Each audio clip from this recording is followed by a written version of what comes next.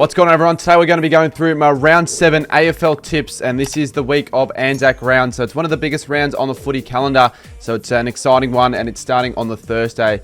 Before we get into any of that, let's go through round 6, and it was a tough round for all. Heaps of upsets, not an easy round to tip, and unfortunately for my sake, I did quite poor. I got a 5 out of 9, but realistically I got a 4. So if you're on my stream on Thursday, I went to click submit at 7:29, and the game started at like 7:33, but it was a bit of a lockout, so it actually didn't give me this game. It wouldn't have mattered. I tipped Brisbane, so it's fine. I tipped Carlton, and then I tipped Essendon, so got a couple of games right. Thought I was going to do all right this round, and that's where it started to really go downhill. I tipped Fremantle like a lot of people would have, and I didn't expect Melbourne to come out the way they did and pick up a really good result against Freo, who I thought were going to be a good side this year. Adelaide v GWS, this is a game that no one's going to watch back the highlights. It's not going to be remembered for anything but being a terrible one. I tipped the Giants initially. I saw Jesse Hogan was out, and I'm lucky I changed my tip because it paid off in the end. I don't normally change my tip. Now, everyone knows that I got this one wrong because I only just posted it 3 times on all different platforms. Yes, the Frankston overnight stream, I'll talk a bit more of that later. That's now going to have to happen at some stage because of the fact that I said that if the Suns lose, I will do a stream in Frankston. And how the fuck did they lose? I don't know. They had 20 or more inside 50s. Richmond were just so good on the day. Sunday games were not great either. I tipped Sydney and I tipped St Kilda. Put Adelaide upset. That's fair. St Kilda, Jesus, what was that? That was our worst performance of the year. And then on the Monday, I tipped the Cats to beat the Hawks. Probably the game around that was. I'm pretty glad I got that tip right. So it was an overall disappointing round of footy. I only got a 4, technically a 5. But you know what? I didn't use my joker, so if anyone used their joke of this round, you'd be sort of hating yourself. So let's see who used their joker then. As we take a look at the number of members, we could almost get to 2,000 at this rate. So if you haven't joined yet, give it a join. We're at 1,522. The best scorer for round 6 that obviously used the joker was Nate with a total of 12 and 37. So even with a joker, only the best scorer got 6 correct. Joshua Coates, ESPN Footy Tips user, Flag Tigers 2025, and Triple A also round out the top 5. No one got a perfect round in round 6, which isn't surprising. The best scorer was actually Aston Motta, so he still got 2 wrong and was the best out of 1,500, scoring a total of 7 and a margin of 29. Dusty also scoring 7. Matty Stats, Chivers scoring a 7. Cooper Screamers and Nuge Tipping and the Rassick brothers, they all round out the top 5 for the round that scored the best without using the joker. Now take a look at the total scores. We've got Brody in the lead, who's been quite solid with his jokers despite only scoring 6 this week. He has a total score of 57. Owen with a 54. Arthur Fumbles with 53. Joshua and Sam also with a 53, with the margin being a big thing. So a 3-point lead after round 6. I mean, I'm not doing much better myself. I'm sitting at 1,113th out of 1,504. I still haven't had a half-decent round of tipping yet. Now, just a quick little mini overview of my score in round 6. I got a 2024, and if only the loophole actually worked for Dacos, which I forgot about after the Friday game, my ranking of 4,136 could have been a whole lot better. But as we go quickly to the rankings in my competition with a total of 439, I'm now jumped up to 116th, and it's not looking too bad. If only I got that extra 60 points through the Dacos captaincy, I would have got a score of 2086, which would have been literally about as good as anyone else in my entire comp. Now, in terms of every week I've done in tipping, this might be the worst week of all of my big calls and punishments that I've ever done. Just have a look at all of my absolutely disgraceful big calls that were nowhere near close to being correct. I don't think I got a single one that was even remotely close to being correct, let alone being correct. So that obviously means for the week that I have another punishment to do, and they're starting to build up. I've got to go to a game in high heels now. I've got to go to KFC and get the guy working to do my tips. And now, thanks to AFL Kangas 44, my big call punishment for this week is to go to a game and yell, "What the F is that?" every free kick. They're just starting to pile on in. And also on top of that, if you guys aren't living under a rock and have been following the channel, I also have to stream outside of Frankston Station, which didn't have anything to do with my original tipping punishment. So that's also a stream that'll be on the agenda. You don't need to constantly ask. I'll be doing that as soon as I get the chance to. Now, like every week as well, voting is now open for round 6 for the Cardi medal. So go leave your 3, 2, 1 votes down below. The link is always pinned in the description. Go and give your votes in. And at the end of the year, we're going to be doing a massive live stream, kind of like the Brownlow, where we're going to be going through the best player of the 2025 season. And you guys have your say, so vote down below. And quickly as well, before we get into those tips, just want to say real quick, thank you for helping me get to 46,000 subs. I said if we got there by the end of the month, I'd give away a box of Team Coach. And that's exactly what we've done. So if you want to be a part of winning that, just make sure, one, you have to subscribe, but secondly, keep your eyes open throughout this week, maybe next week, and there'll be some sort of a giveaway competition going for a box of Team Coach. So I'll be giving that away, and I'll also be doing my first box break soon as well, so stay tuned for that. But let's just try to keep on growing. I mean, 50k is the goal. I'm not going to say necessarily when. Let's see how quickly we can reach it. Well, starting things off now on the Thursday night, we have Melbourne and Richmond for the annual Anzac Day Eve clash. Now, this one, the odds are $1.32 Melbourne, $3.40 Tigers, but 21% are going Richmond here, so people are backing them in after last week. It's a very interesting one because no one really would have expected either of these sides to have picked up wins on the weekend. And both sides now are in very good spirits after last week with two impressive wins, especially Richmond. I think that was certainly the more outlandish one and the one that I definitely didn't expect. But let's first give credit to the D's for finally getting their four-line structure working, and it was actually functioning for once. Cozzy Pickett, he was unreal. Probably the best game I've ever seen him play. And if Cozzy Pickett continues to dish up performance like that, he's going to become one of the more valuable players in the competition. And if Freo really want him, they're going to have to give up quite a bit to get him. So it's good for Melbourne if he continues these really impressive performances. Petty kicking 4 goals as well. Probably something not many people would have expected. And, you know, they actually ended up kicking over 100 points against Fremantle, who have one of the better defenses in the league. So you've got to, give credit to Melbourne where credit's due. They were actually, for once, giving off the better options instead of just bombing inside 50. And Max Gawn dominated. I don't really know why Freo kept kicking it to him, but he had probably his best game of the season. Obviously, Richmond as well, they got a win against Gold Coast, another massive shock win on the same day. And it was probably more of a shock considering where the Suns were at on the ladder. And considering Richmond, they're still the side that everyone expects to finish in the bottom of the ladder. No one would have expected them to have already had 2 wins after round 6. Despite minusing in 20 inside 50s on the night, they were incredible. They defended super well. Bolter kept King to just the 1 goal, and Vlosten was just marking everything. Taranto, the 35 disposal in the middle, but they just were much quicker, and they seemed a lot more dangerous when going up forward. And if you're a Richmond fan with their efforts so far this season, you'd be super proud. I mean, once again, you can't ask for any more than effort, and that's what they showed. And they actually ended up winning against a side who were 4-0 and really should have gone 5-0. You would have think still Melbourne, quality-wise, surely beat Richmond on their day, but I feel like so far this season, I've gotten a little bit more out of Richmond than Melbourne in terms of like week-to-week efforts. And I'm going to say prime time, Richmond come out of the blocks and get another win, 3-4, and win by 10 points with a big call that Tom Lynch kicks 5 or more goals. Now we head to the next game of the round on the Friday, and it's obviously the Anzac Day clash between Collingwood and Essendon, one of the biggest games on the footy calendar in recent years. Even when both sides were on different ends of the ladder, we've always seen some good games of footy. I have attended the last 2 Anzac Day games between Collingwood and Essendon. I'm not sure if I am this week. Now, obviously, looking ahead, it's hard to go past Collingwood with their form right now. Ever since opening round, they've looked impeccable. 5 wins in a row, and they're just looking so good right now. Both Dacos are performing out of their skin. And Sidebottom, he's almost getting better as his aging continues. So do their defence. They've been in some stellar form since the opening round game once again, conceding 53 and just the 3 goals after half-time. So for the Bombers to be on here, they're going to need to be at their best. And I think they will be. It is Anzac Day, and they normally live up to the occasion despite where they are on the ladder. They are now on 3 wins in a row. Now, I know they did just beat West Coast. Their wins haven't been as convincing, clearly, as Collingwood. Peter Wright coming back from the side's massive. I mean, he was a massive target, kicking 6 goals and could have even kicked more. Nick Martin had an awesome game, and Merritt, I think he's going to stand up strong in the midfield. It is a bit of a blow that Draper's out, so they might be bringing back in Goldstein. That's a possibility. You know, the Dons will give it a real red-odd crack. There'll be passage of play where they're on top, but Collingwood are just the better side, and I think they're going to win. So I'm going to go the Pies in this one by 19 points. My big call for this one, both sides will get 5 or more goals in a row at any stage. Now, also on Anzac Day on the Friday night, we've got Fremantle taking on Adelaide at Optus Stadium. This one is going to be a very hard game to predict. You'd think on paper, heading into the season at home would be certainly the side expecting to win this game, but they have been quite poor so far to start this season. They're 3-3. They had a huge opportunity to go 4-2 against Melbourne, but they blew that chance, and they just weren't switched on from the start. Melbourne was switched on, and they just sort of worked their game and continued from there. I thought eventually they were going to come back and find the answers, but not to be. And the continuity is just not quite there for the Dockers. It's a weird one. Are they pretenders? Right now, they certainly are. And I can only see maybe scraping into finals unless they start changing things big time, because they haven't really beaten anyone that impressive yet. And they haven't really stood up yet when the pressure's gotten to them in any of the big games. So unfortunately for Freo, they're staring down the battle at a 3-4 start here, because the Crows are a pretty good side.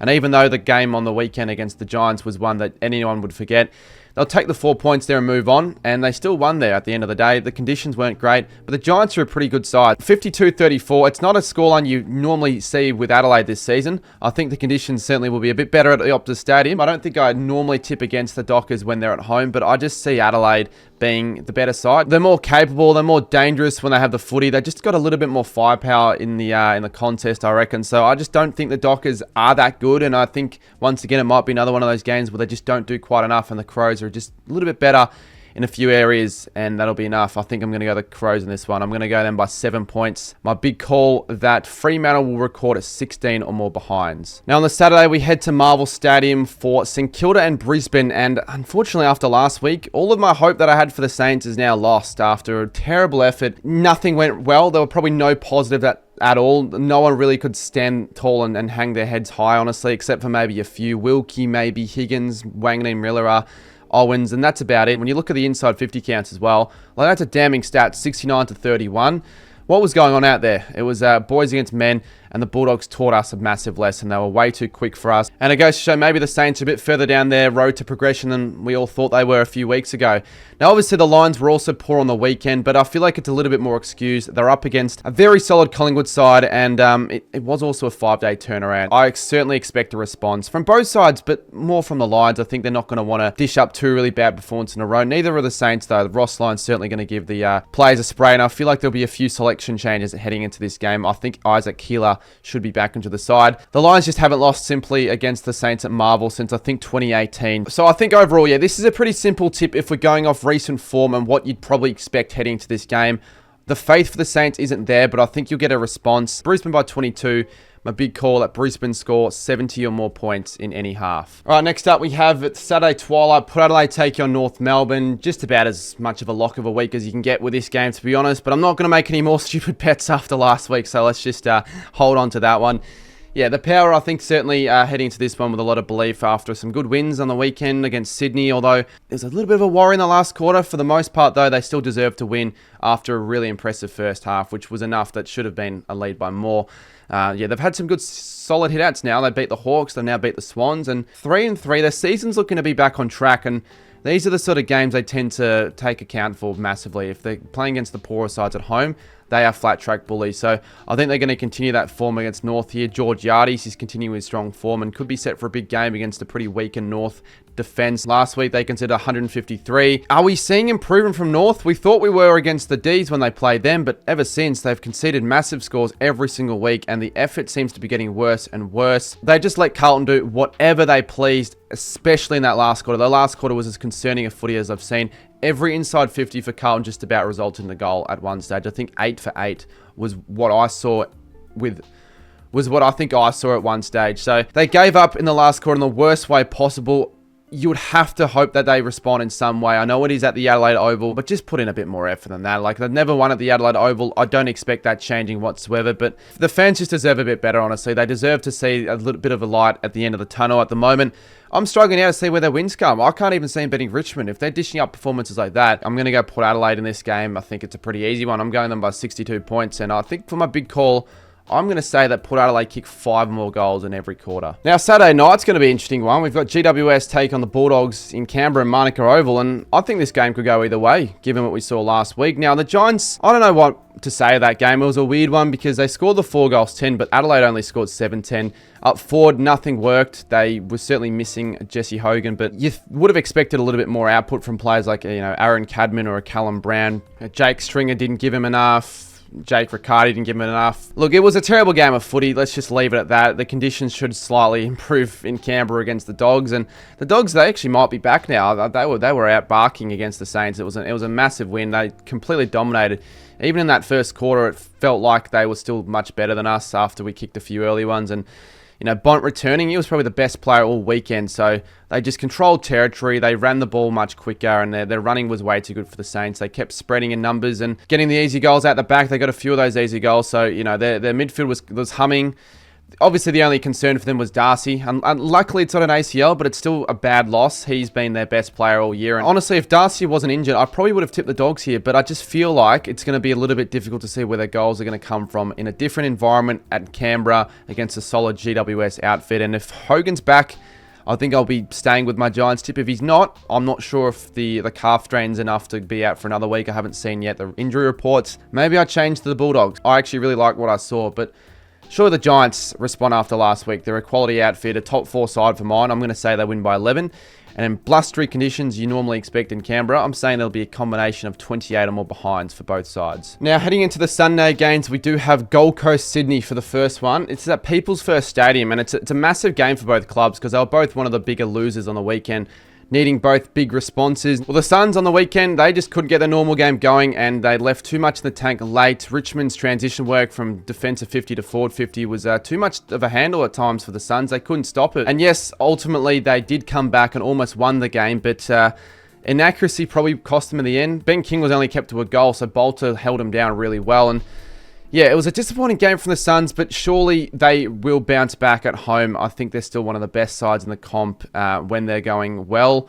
Sydney also had that late charge against the Power, but they were also affected with their inaccuracy. They kicked 8 behinds in the last quarter, and it's now sitting at 2-4. The Swans, a win here is massive because if they don't, they're sitting 2-5, and historically sides that start 2-5 have no real chance of the premiership. I'm not sure where the lines were at last year, but Sydney are a very different side to what Brisbane were last year, I feel. This year it's just a bit different. They just can't get the forward game working at all. And I just think back at home, the Suns have only played one game there.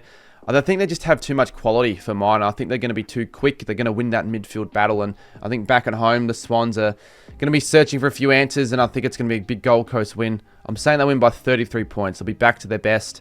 And my big call, they'll win the clearance count by 12 or more. Carlton Geelong on the Sunday Arvo. This one's going to be a big one. This is almost my pick for game of the round, honestly. Two big clubs. Last year, we almost got 90k at the ground. So I think it's going to be another big crowd. And the Blues have suddenly bounced back, albeit against some poorer sides. But their wins have been convincing. And sometimes those convincing wins are enough to bounce teams like Carlton back into resurrection. Remember what happened in 2023 when they started so poorly and then they beat the Suns and the Hawks by big margins? That kept going for them and they picked up a massive winning streak. So I could see a little bit of that happening here potentially.